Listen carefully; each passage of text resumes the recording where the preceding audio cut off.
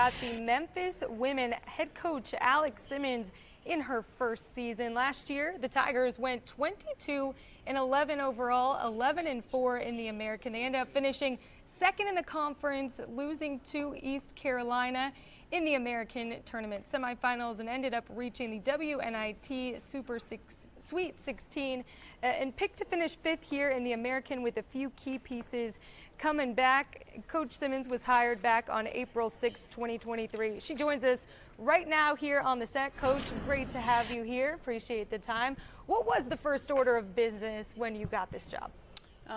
Just getting our team together. They have been through a lot of change and a lot of quick change at that. So it was important for me to get to Memphis, talk to them, let them understand where I'm coming from. And I think the response has been very, very positive so far.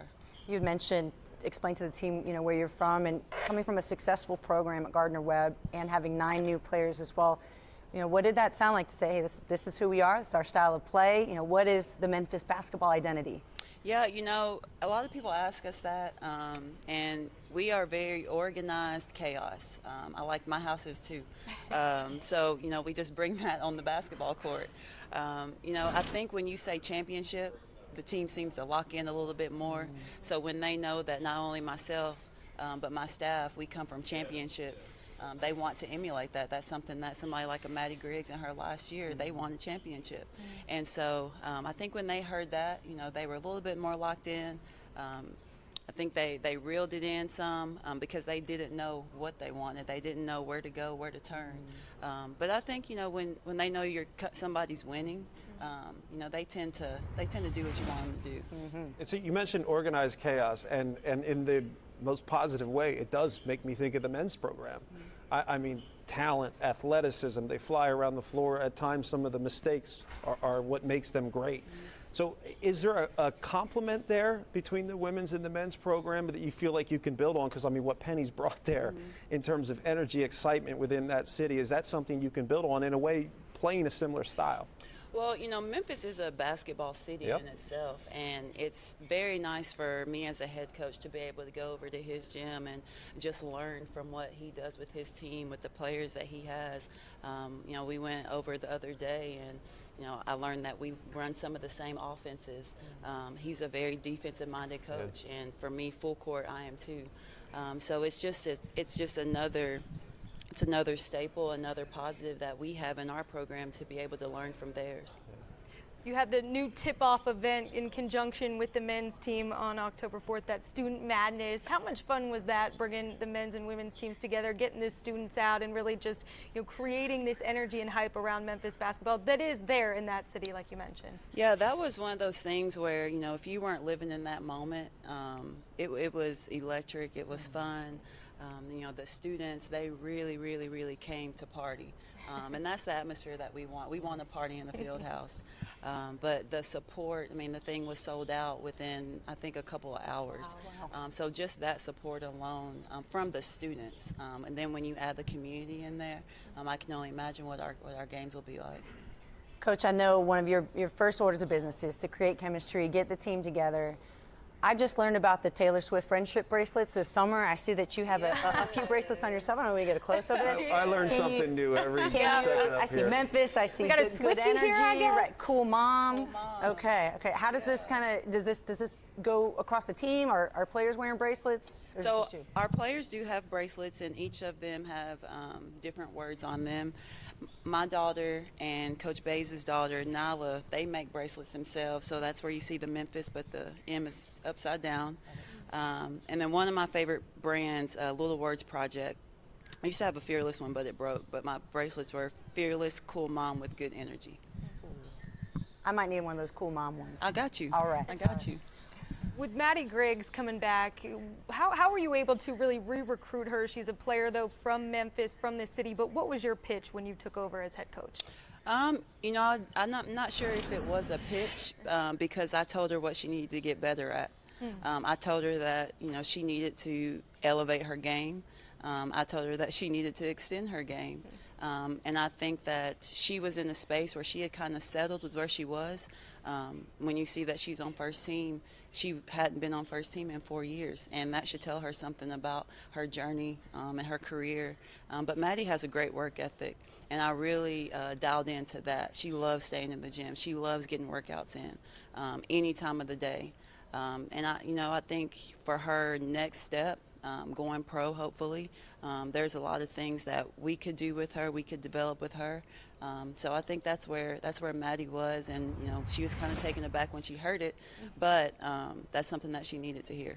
Coach, you mentioned the student fan base and then the community, because the community is a huge piece of basketball in Memphis. I mean, the games I have in Memphis are awesome. It feels like an event. But you come in from Gardner-Webb. How do you capitalize on that? Is it an excitement for you as a coach, knowing what you're coming into, the community, the student base, the population, the expectations? I mean, how do you capitalize on that in year one? I think when you're transitioning from whether it be a head coach to a new spot or assistant coach to a head coach, you kind of have the places where you want to be. I knew where I was supposed to be when this job opened, and that was Memphis. And obviously I'm from Shelbyville, Tennessee, and I knew what to expect when I came to Memphis as far as Memphis loves basketball. So we definitely want to capitalize on that. I think what they did in March is only going to elevate what we can do this year. Having been a player at Tennessee, to really renew this home and home series, November 13th, you will play at Tennessee. What's that going to be like? What are your expectations walking into that gym, being on the other side of things? Yeah, this will be the first game that I've played there as a head coach, and I think it'll truly be special when we see our national championships and the team sees our team pictures up on the wall and things like that. I didn't know that that rivalry was so longed for from our fans. So when that came out, there was just super excitement that we're going to play Tennessee, and then they're coming back to Memphis the following year.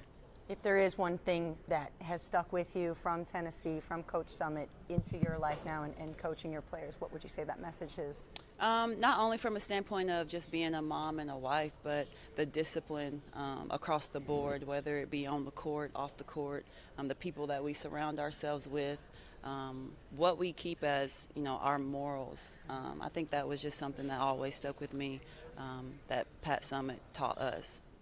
You mentioned the word discipline. Who, when you look up and down your roster, is one player that really stands out as a disciplined player who's in the gym getting the work in? I mentioned Maddie Griggs, but I think, really everybody, to be honest, and I know that sounds cliche, but when you look at Kiari Kane, who's a point guard, Alasia Smith, both of those women are all-conference players. Destiny Jackson, she's really, really come a long way with her three-point shot, but that goes to her and her position coach, Naderia Evans. They've stayed in the gym, but it's just been across the board. I think we've seen a lot of improvement. And to have players follow you to a program, and for you to trust those players to come to a bigger program, what does that say about the relationship between you both? We are extremely close, and I've always had programs that are very close with the staff and the players. And when Key decided to go in the portal, knowing that she's a point guard and she already knows our system, she was probably my top priority when it came to the transition to Memphis. They can sometimes give the returner some tidbits here and there, and hey, you probably don't want to do that. And that's good. I think that we've seen an easier transition because of it. Coach, thank you so much for the time. Looking forward to seeing how you put your stamp on this Memphis program here in year one. Best of luck. Thank you. Coming up, we've got the Memphis men. Penny Hardaway in his 6th season as the head coach. The Memphis Tigers picked number 2 in the preseason. They end up winning the American Championship game last year, defeating Houston, and they went 13-5 overall in the conference. And our very own Mike O'Donnell is standing by with Javon Quinerly. Mike?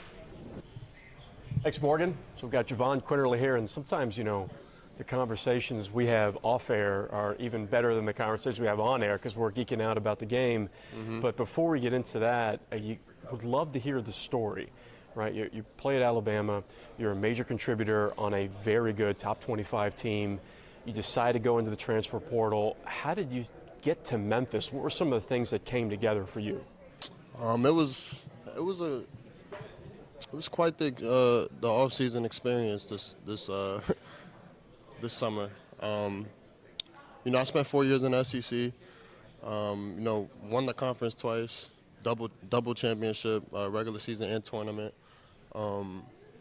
Spent a lot of time with Coach Nate Oates, and he was amazing. But I just felt like I needed change. After 4 years at a Power 5, I felt like for me to thrive. Same as how when I transferred from Villanova to Bama. It was kind of it was an uncertainty when I went to my new destination. I feel like that brought the best out of me. So, that was the main reason in me deciding to transfer from Alabama and, playing for Coach Penny Hardaway, one of the greatest at the point guard position. I felt like it was kind of a no-brainer. I don't think we need to give all the credit to Coach Penny, because in that recruiting process, one of your former teammates actually kind of hit you up and was like, hey, you need to think about this. Who was that? Jordan Brown. There you go. We were McDonald's All-Americans together in class of 2018, very familiar with each other. So when I seen that he had committed to Memphis, that kind of put them on the top of my list. And we've always had a good relationship. I've always been familiar with his game. He's skilled, very skilled, big man. Could do a lot of things on the basketball floor. Old school hook shot, right? Old school. He got the hook shot. He got the drop step, dream shake. You name it, he got it. I feel like, he played a pretty big role in me. Taking a big look at Memphis. Yeah, don't give Coach Hardaway any credit, right? It's all Jordan Brown, no, for sure. But the interesting thing that you and I were talking about off air was playing at FedEx Forum against Memphis. Yeah. I did when I was a player. I hated it. Mm-hmm. I hated playing against those fans and that team. It's just such a difficult atmosphere for opposing teams, and you did as well. Yeah, we were a top 15 team in the country 2 seasons ago when we played them, and it was. Man, I think they were on a little losing streak, so the fans were definitely out to see them play a top 15 team, and it was so loud in there. They actually got us. They beat us. We ended up getting them back last year, but it's not easy playing at FedEx. It get loud in there. I'm excited to be welcomed by the city. Yeah, they're going to be cheering for you now, I guess, going against you, right? Mm-hmm. It's going to be awesome. So when you get to Memphis, you guys have a lot of new faces. Caleb Mills, transfer from Florida State, is going to be your backcourt teammate. You just mentioned Jordan Brown, who's, I think, going to be one of the most underrated players in the American Conference. Not many people know about him. Yeah. How has practice been, the camaraderie, ton of new faces? What's it been like so far? It's been great so far. I'm going to start with off the floor. Off the court, guys have been really getting along. This is a very unselfish group. Even our young guys, Ashton, Carl, JJ, they coming in, they trying to buy in to what we trying to do. We got a lot of veteran guys, a lot of guys who played at the Power 5 level, a lot of guys who knows what it takes to play an NCAA tournament. So they kind of been following suit, and guys are leading by example.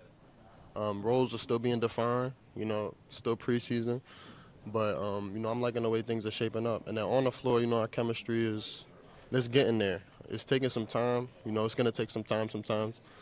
But, we improving every day. I think Coach set the standard for us, and the coach has been great. So, things are coming together. Well, we're looking forward to watching you play. Javon, Quinerly, McDonald's All-American, Mike O'Donnell. I ate at McDonald's. Back to you, Morgan. Thanks, Mike. Now joined here at the set with head coach Penny Hardaway. Coach, you hear Jahvon Quinerly talk about the chemistry. It's coming along. What are you seeing with this group bringing in 9 transfers? Well, first I'm seeing a lot of guys that like each other. That's always important to a coach, for guys not to have egos. All the egos are out of the door, and the guys are eating together, going to the movies together, going bowling together already to get the chemistry down. How do you find the balance, though? Because maybe it's more like psychological, philosophical, but there's a balance between ego and edge, ego and swagger.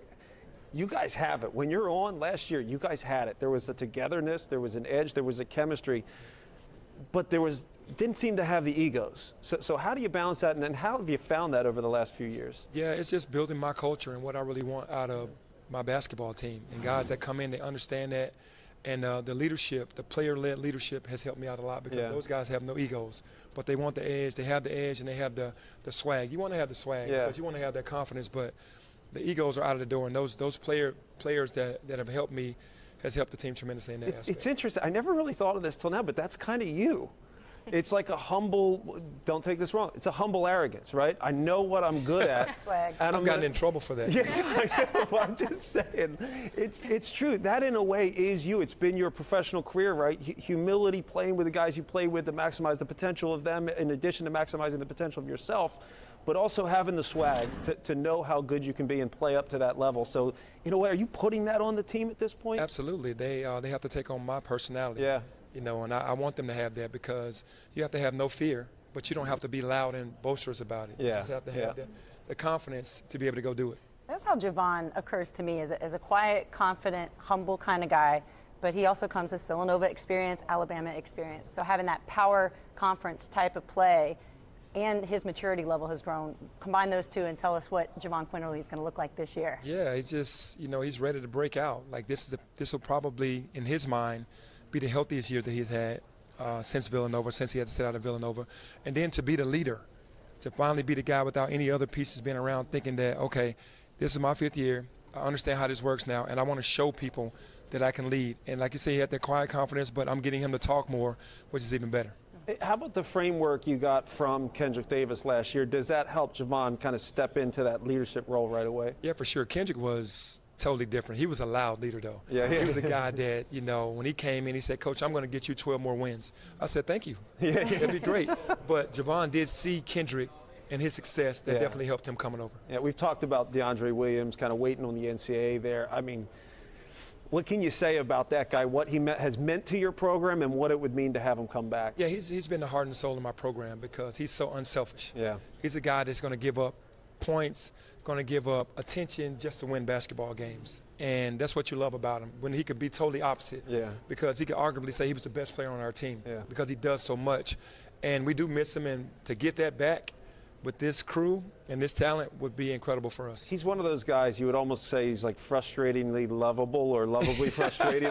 Because there are times, right, he does things in a game. Because I've seen you. I always watch the coaches' reactions, and it's kind of like frustration, but you roll with it. Is it trust that he's earned, or is it just you trust what motivates him? No, it's both. Actually, you trust what motivates him, and it's trust that he's earned, because he's motivated.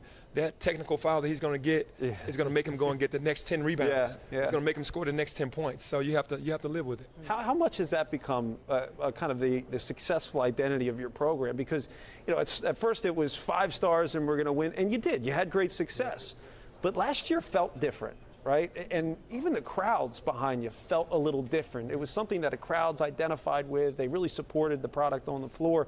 How do you blend the framework of those two, right? Having top-level talent and some hungry dudes that can go out and win. Yeah, to me, I'm more of the blue-collar guy, even though you have to go and get the 5 stars. Those guys they just know what to do on a nightly basis. That experience, they can, motivate themselves.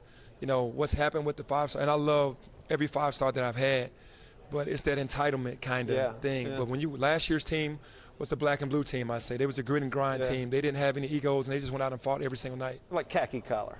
There it is. Not white, not blue. It's just collar, that's fine. The American Tournament champs. And John, you put together a list of your teams to watch. Some teams that could surprise. Who knows anything teams right to now? watch. Memphis, Florida Atlantic, and Tulane. Look, those 3 teams come in the preseason coaches poll as well. But teams that could surprise, UAB and SMU. John, how did you come up with this list here? I think guard plays Eric Phelps, Eric Gaines. Those are guys that could kind of work their teams into the mix. Tulane, total wild card, year in, year out. You know how they're going to play. If they make shots, they're dangerous. And there are teams in this conference, obviously, Penny, you guys, Memphis being one of them, you'll get up and down with them. And if they make shots, they're tough.